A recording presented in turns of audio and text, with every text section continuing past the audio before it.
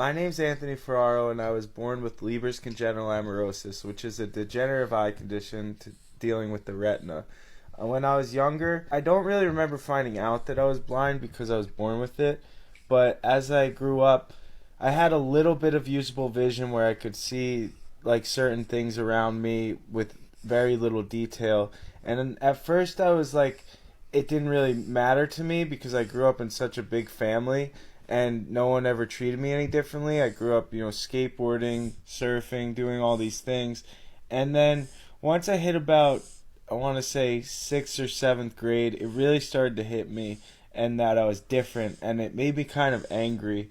And I kind of got sad about being blind. It was pretty hard, but I wasn't going to let it stop me from doing the things I love. I found wrestling in 7th grade and started putting all my energy into that, and like all my anger and frustration, and ended up doing pretty well, going to high school and winning a bunch of matches. And the biggest thing was my parents didn't let me use my blindness as an excuse, so that was so helpful growing up. Along the way, I would find role models in blindness, people that have done it before who were blind and doing all these incredible things, and they really inspired me to live my life how I wanted. 17 or 18, I got to hike a mountain in Peru, hike 16,000 feet, and it was a real big motivator, like a big turning point in my life. Like, wow, I could do these things, and I just kept going, and I got really into skateboarding and surfing, and I used to worry about, like, if I'm blind, is anyone ever going to love me, like all these different things.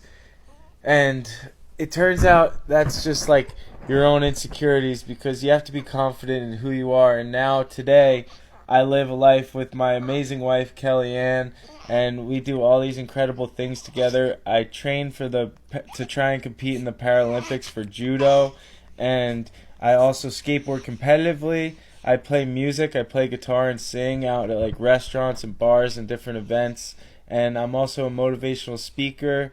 And I also host a podcast called the Four Bad Eyes podcast with my really good friend Dan Mancina, who's also blind. It goes to show, like, in your life, no matter what you want to do, don't let your blindness be an excuse, and just really go after the things you want, and set your goals really high, because if you fall a little short, you're right where you should be.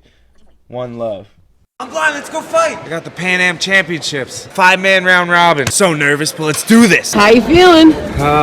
Nervous. Yeah. I'm gonna go out there and do some judo. I'm ready. He's warming up. Anthony. Oh, he's choking him out. Yeah, Anthony!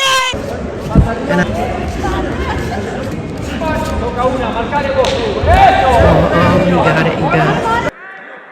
Ooh.